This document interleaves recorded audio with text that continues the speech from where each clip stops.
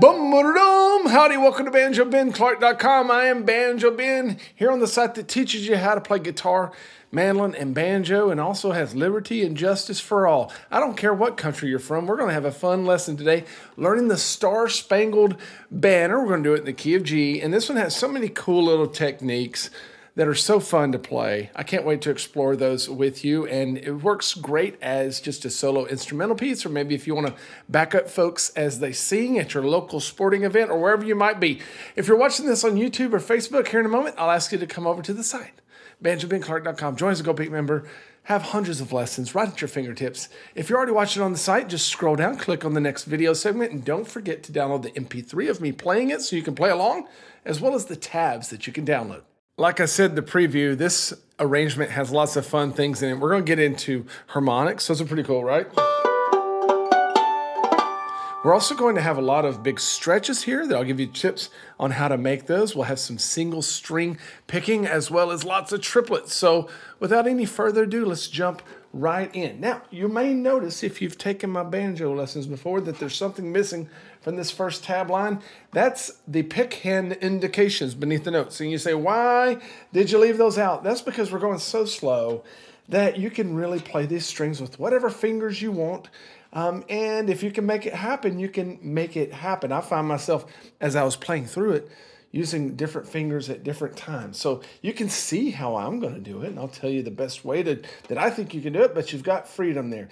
Also, a big thing that I want to stress, this is a waltz. There are 3 beats per measure, but at the same time, we're going to use a lot of creative expression, and we're going to use phrasing and fill, and that means we're going to speed up at times and slow down at times. We're not going to keep real strict meter as we go through this song, and that's also up to you. So we got a little pickup note, and it's very simple until the last beat of measure 2, and it's still simple, but I want you to grab that F sharp down there with your index finger, and I'll tell you why. That's a harmony note, and we're going to slide it down to the 2nd fret there in measure 3, and I think that just sounds really good. Slide down there, and then we've got a big old long reach, 2nd fret, open 2nd string, 5th fret up here. That's okay. If you can't reach that, you could leave off the 2nd fret down there and just play this. Or you could get that high G note right there up here in your open 5th string, so you can do something like this. And another thing I want to mention as I think about that is that a lot of these notes are being played together. Look there in measure 3. We have to jump all the way up to this B7, which is a cool little substitute chord. 9, 7, 8. Now, you can pick all 3 of those at the same time. Or you can roll through them really quickly, almost like a brush if you had a flat pick. That would sound like this. So you can either pick them all at the same time, which would be a pinch, or roll through it. And again, that's something that I notice myself changing up as I go through and play this song over and over again. I might do a roll here and then pinch these. Or I might do a pinch here and then roll this. Now, as you land on your 8th fret, get a really pretty slide down to the open. So it's just going to fall off. Then we're going to have an inside roll here. So we're going to use our 3 fingers on the inside 3 strings to get that A7. I love to roll that one. And then again. So our melody note is usually on the tops of these chords. We have lots of harmony notes happen. Usually our melody note's on the top. I really encourage you to keep that melody note out in front and center. We want folks to know where we're at in the song. Let's play through that first line together slowly.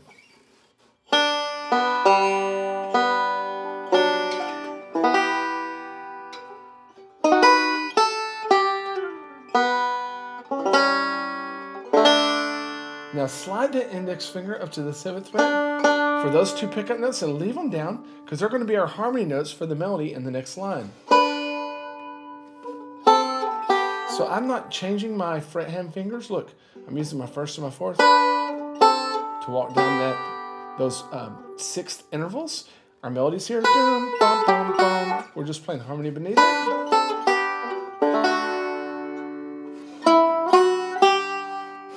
Now here in measure 8, you'll see that I have harmonics written. Those are those little fret numbers with the little diamonds. So I've taught how to play harmonics in other lessons. I'll just cover it quickly here. We're going to jump up to our 12th fret. We're not going to press our string all the way down. We're going to play over the top of the actual 12th fret wire. I'm going to use my middle finger because we want to barely touch that string. And usually when people can't get clear harmonics, it's because they're pressing too hard, or they're not right over the actual fret wire. Takes a little practice. Now, at the end of this line, we're going to skip down to the 5th fret and get a couple harmonics there to go back into the melody.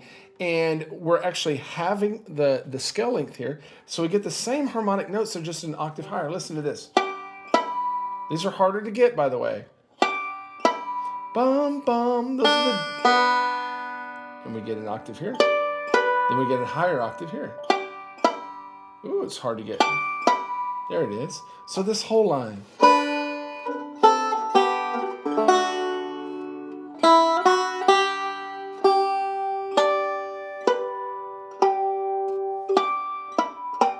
Going into the next line. Now, check out what I do in measure 10. The notes are all the same as we saw in measure 2. Oh, well, that sounded cool. But instead of pinching them together, I'm going to play them apart in the 8th notes, and it sounds pretty cool. But again, we'll slide down with our index finger. Go back up to the B7. Again, we're going to slide down. This time, we'll get the notes in a little different way. It's a little bit of a squeeze down there.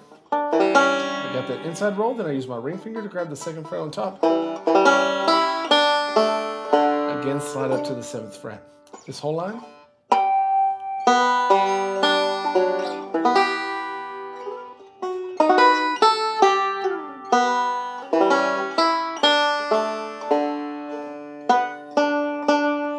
Keep our finger there. 14, we're just going to add a few harmony notes. This time we're going to jump down and play 3 strings. There's a D7 down to an E minor. And again, you can either pinch these or roll through them. Or do it back and forth, which I like to do. Now we're going to get a slide. And then we're going to see our friends the harmonics again. That whole line.